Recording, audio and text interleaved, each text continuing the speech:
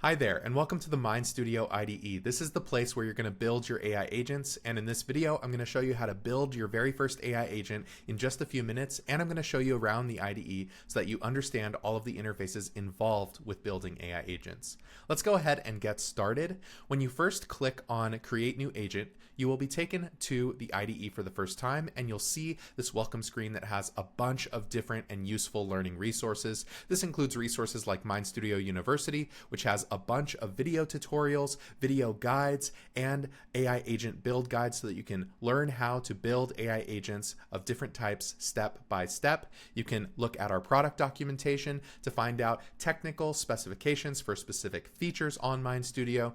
You can access all of our boot camps and trainings, which are hands-on live instruction with members of the MindStudio team. You can also go through a boot camp and get certified in building AI agents.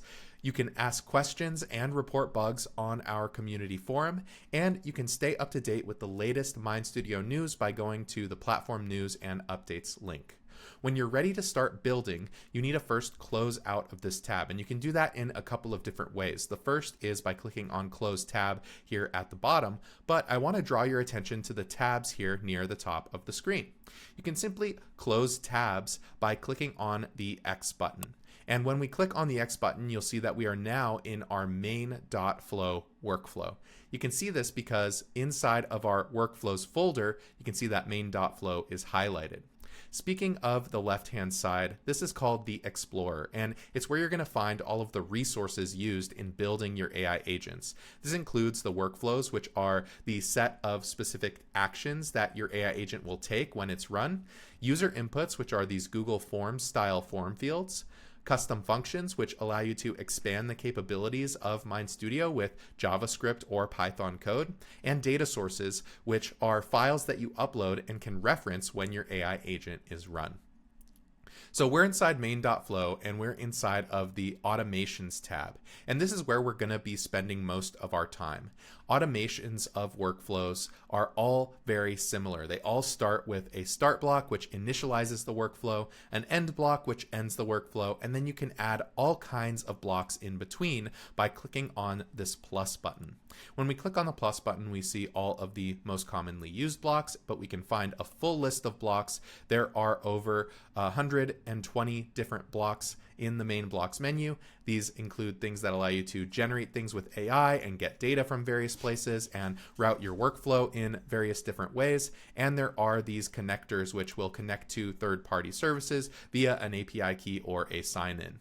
So let's go ahead and we're going to build an agent that is able to get a reference image and then get a description of the changes we'd like to make to that image. And then we're going to process it with AI to generate a brand new image for us.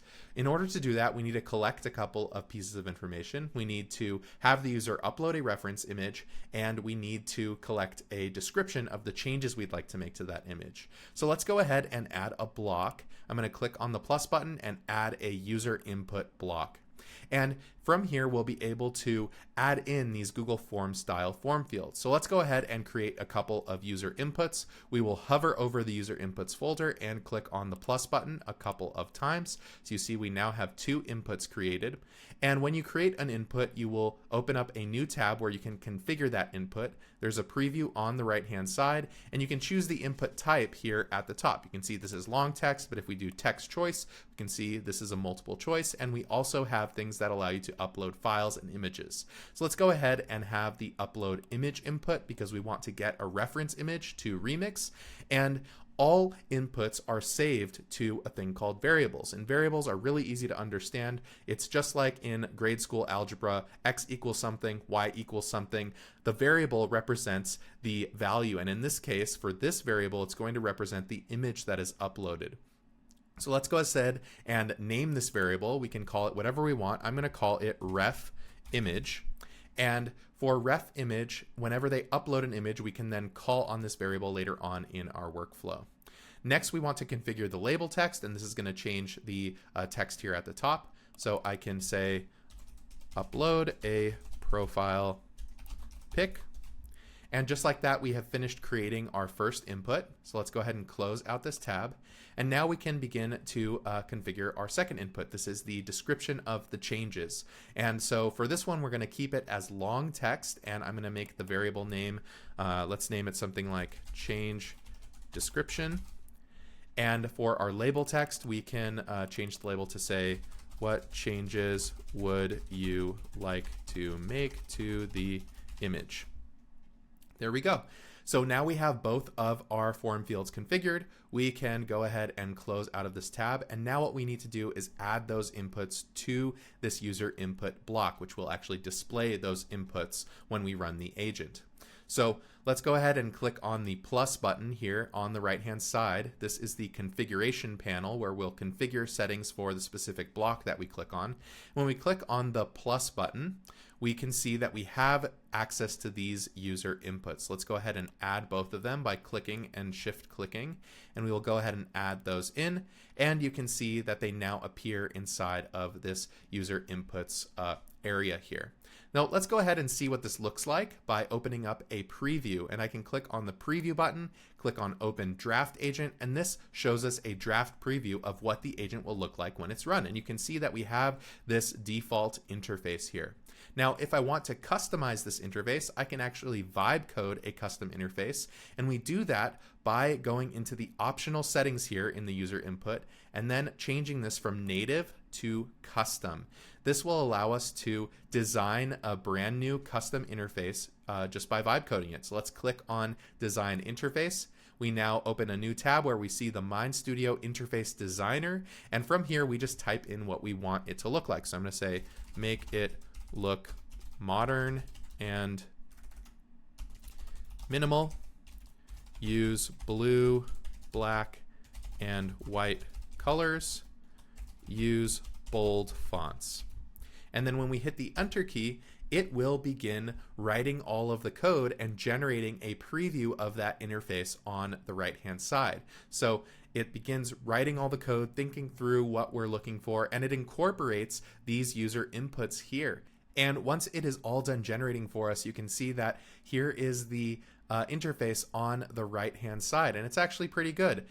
We can see that it has this title here, and we might want to make a couple of changes to it. For example, we do not support the drag and drop currently in this interface, even though it looks like it, and so we might want to make some changes. So I'm going to say change the title to say profile pic generator, and change the upload image interface to be click only.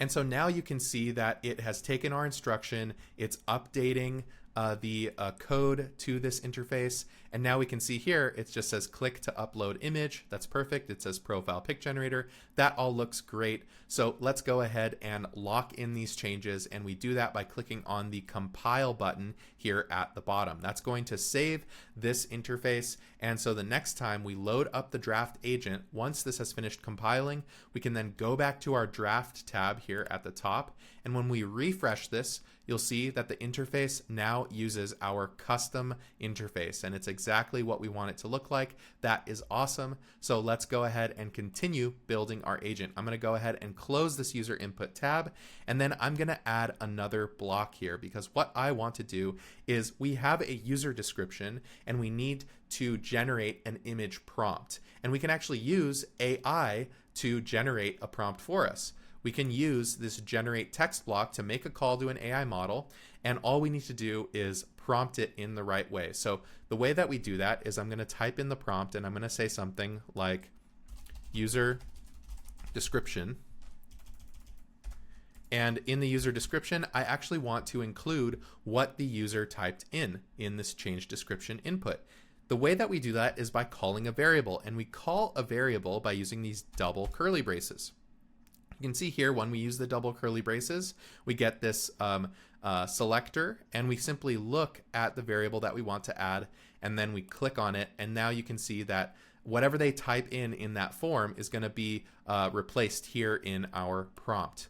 So we have the user description. Now we can continue writing our prompt here. We'll say a user has uploaded an image and would like to modify it based on the user description above. And then we can say enhance the user description and generate a prompt for an AI image model. And we can say reply only with the AI image model prompt text and nothing else. And just like that, we've written our AI prompt. This is going to take that user description, and then it's going to generate a piece of text that we can actually feed into our generate image block. So now what we can do is we need to change a couple of settings. Currently, it's going to display the text back to us. So I'm going to change that from display to user to save to variable so that we can store that value and just have it in the background to use later. And so we can name this variable just like we did with the user inputs. I'm going to call this variable image prompt. And now we can use it later on in the workflow. So let's go ahead and now we can generate our image. So I'm going to add a generate image block. We'll click on the plus button and then click on generate image. And you can see on the right hand side that it's going to ask us for an image prompt. Now we are having this previous step generate the image prompt. So all we need to do is call the variable, and we do that with those double curly braces. And now you can see that image prompt variable is available here. So I'm going to go ahead and click on it. And now we are all set for our prompt. But we need to make sure we configure these other settings. You see the output behavior is set to display to user. We could save it as a variable, but we just want to view it. So I'm going to leave it as display to user. And in both the generate text block and the generate image prompt, we can actually select any AI model that we want to use for this particular task. And so for the image model, I'm actually going to change my model by clicking on the model name. And this is going to provide a menu of all of the different models that are available to us. So you can take a look at all of the models. You can click on the card to view more information about the model, and then click on use model to use it. And now you can see we are using Gemini Pro 3 image here. So we now have a couple of additional settings like the aspect ratio and the size. So what I'm going to do is I'm going to change the aspect ratio to be square. So that's going to be 1:1. And I'll leave the image size at 2K. And for our source image, this is going to allow us to input the reference image to be used as the source image. So all we need to do is click on add. And then just like before, we've saved the image to a variable. Let's go ahead and call that image by using these double curly braces and then selecting ref image. And now we're using that uploaded image as our reference image in our generate image block. And just like that, we have finished building out our AI agent. It only took a few minutes. Let's go ahead and preview it so we can go back to our draft mode, and then I will refresh the page. And now I can click to upload an image. So let me go ahead and upload a profile picture, and then I can give it a description. So I can say, make it look like I'm flying through space. And then we can click on submit changes. And when we click on submit changes, it will begin to go through its workflow. So you can see that it finished generating the image prompt here in the previous step, and it is now currently generating a brand new image for us. And image generation takes a little bit longer than text generation. Really depends on the content itself. But it might take a little bit longer. It didn't take too long. It was just a few seconds. But you can see here that I now have this awesome looking picture of me flying through space in this NASA suit. That is awesome. I'm very happy with the result. So now I can go ahead and finalize my AI agent. And the way we do that is we need to do a couple of things. First, we need to rename the agent. We can do that by clicking on this top folder. And then here you get access to a bunch of settings for our agent. One of those settings is this metadata where we can include an agent name. So I'm just going to call this profile pic generator. And then you have access to edit a short description or make a landing page for it, set up notifications. You have this access section where you can make your agent public and share it with other folks. You can allow people to remix it. For now, all you really need to know is this metadata section. And then when we're done, we can actually just click on the publish button here at the top right. And once it's published, we will now have a live agent that we can use in production. It is currently ready to use. We can click on Open AI Agent, and now this is the live link for our agent. It is now published to our workspace. So let's go ahead and try this one more time. I'm going to upload an image. There's my profile picture. And now I can say, make it look like I'm surfing. Let's go ahead and submit the changes here.